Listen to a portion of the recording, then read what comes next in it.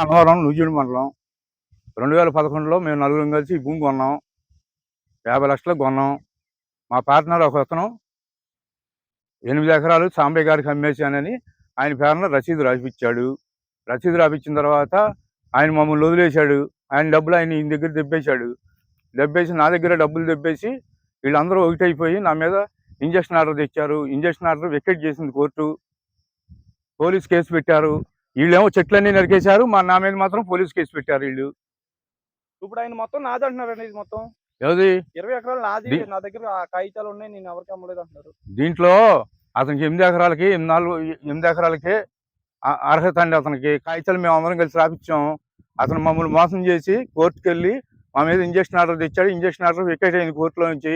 ఇప్పుడు ఈవో గారు కూడా వచ్చారు. ఈవో గారు కూడా నీ పొలం నువ్వు చేసుకుంటున్నావు చేసుకోమని అన్నారంట. నీ దాంట్లో ఈవో గారు ఇప్పుడు నాకు చెప్పాడు, నీకు న్యాయం ఉంది, నువ్వు డబ్బులు పెట్టుండవు దాంట్లో, నువ్వు వెళ్ళి వాళ్ళు బాగు చేసుకుని అమ్మేస్తున్నారు, 4 మొక్కలు చేసి అమ్మేస్తున్నారంట, నాకు తెలిసింది, నువ్వు వెళ్ళి నువ్వు మాట్లాడుకో అని చెప్పారు నాకు. ఇప్పుడు ఈవో గారు వచ్చేలేరు. ఇప్పుడే ఆయన అనేది ఏంటంటే ఈవో గారే నీ పొలం నువ్వు బాగు చేసుకున్న తప్ప ఉందో వేసుకో మొక్కలు అని అన్నారని ఆయన అంటున్నారు. వేసుకుంటే ఆయన హక్కుంటే ఆయన చేస్తాడు. ఇటు రావాలిగా, రేపు పొద్దున నేను వ్యవసాయం చేయాలి. ఇక్కడ మా సొమ్ములు దెంగేసి మా పిల్లల్ని మమ్మల్ని రోడ్డు మీద పెట్టేసి మా అబ్బాయి కూడా చనిపోయాడండి. ఈ మనీతో మా అబ్బాయి కూడా చనిపోయాడు. మేము మనీది పడిపోయి ఇంట్లో ఎత్తే ఎంతమందినండి ఇతను ఏడిపించింది? ఒకళ్ళనా ఇద్దరునండి? ఒకళ్ళనా ఇద్దరునా? 100 మందిని. ఇతను ఆర్థిక నేరస్తుడు అండి ఇతను, ఈ సాంబయ్య అనే అతను.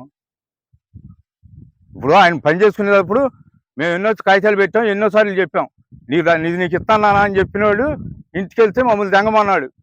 వెళ్ళి పోలీస్ కేసు పెట్టాడు ఇంజక్షన్ ఆర్డర్ తీసుకుని. ఒకసారి ఈవో గారికి ఫోన్ చేసి అడగొచ్చుగా లైవ్ లో. ఈవో గారిని ఇప్పుడే అడిగాను నేను. ఒకసారి ఈయన బాగు చేసుకోమన్నారని ఆయన అంటున్నారు, మాట్లాడొచ్చుగా. నీ హక్కు నువ్వు చూసుకోమంటున్నాడు ఆయన.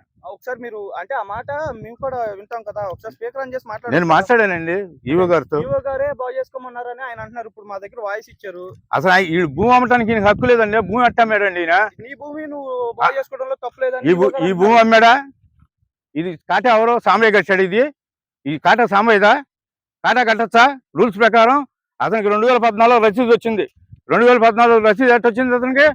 2003తో రసీదులు ఆఫ్ చేసేసారు. ఇతను రసీదు ఎట్టొచ్చింది? దొంగ రసీదు పెట్టి మమ్మల్ని మోసం చేసి మా డబ్బులని దెంగేసి.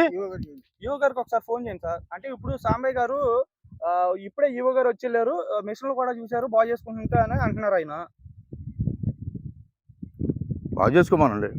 ఒకసారి ఈవో గారు బాగు చేసుకోమన్నారని ఆయన అన్నాడు. ఆల్రెడీ వాయిస్ ఇచ్చి ఉన్నారు మా దగ్గర, మీడియాకి. మా స్టూడియోలో ఉంది, ఇప్పుడు మా డెస్క్ దగ్గర ఉంది. ఒకసారి మీరు కూడా లైవ్ లో కనుక్కోండి. ఏమని చెప్పారండి? బాగు చేసుకో, నీ పొలం నువ్వు బాగు చేసుకోవడం తప్పే ఉంది ఏం చెప్పాడు? ఈవో గారు అన్నారంట, వచ్చేళ్ళారంట. అదే ఈవో గారు చెప్పారని ఈయన చెప్పాడు. మా దగ్గర వాయిస్ కూడా ఉంది. మరి 10 ఏళ్ళ నుంచి ఎందుకని వదిలేసాడండి? ఇప్పుడు దిగాడు. అట్లా కదండి, ఇప్పుడు ఒక 10 ఏళ్ళ నుంచి బాగు చేసుకుని ఇప్పుడు ఎందుకు దిగాడు ఈయన? అంటే మాతో తగు ఉందని ఆగాడు. ఎంతకాలం ఎందుకు ఆగాడు? అతను భూమి ఎంతకాలం చెట్లన్నీ నరికేశాడు, చెట్లన్నీ అమ్మేశాడు. 70 లక్షలకు వాళ్ళకి అమ్మేశాడు. వాళ్ళిద్దరికి 52 లక్షలకు అమ్మేశాడు. వాళ్ళిద్దరికి ఏపుగాడు రసీదులు ఏముందో తెలుసా? సాంబయ్య తరఫున మేము కవులకు కడుతున్నాము అని రాసి రసీదు ఇచ్చాడు. ఈవో రసీదు తీసుకురామనండి. ఒకసారి ఈవో గారికి ఫోన్ చేయండి సార్. ఒకసారి మాకు కూడా క్లారిటీ ఉంటుంది కదా.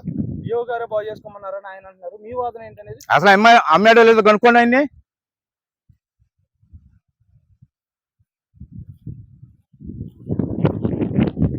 ఇప్పుడు మేము డబ్బులు పెట్టామండి, మమ్మల్ని సంప్రదించుకుని ఆయన పని చేసుకోవాలి. మా క్లియరెన్స్ ఇచ్చి ఆయన చేసుకోవాలి. మేము కాదంటలా. ఇప్పటికీ 70 లక్షలకు అమ్మేశాడు ఈ భూమిని.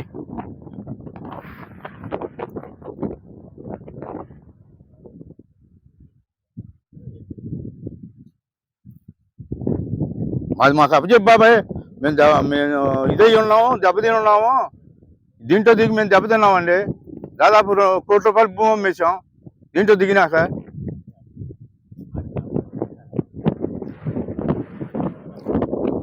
నా భూమి అన్నాడు, కొనకేం చేస్తాడు? అమ్మిపోదండి, అబద్ధాలు చెబుతావు ఈ వయసులో.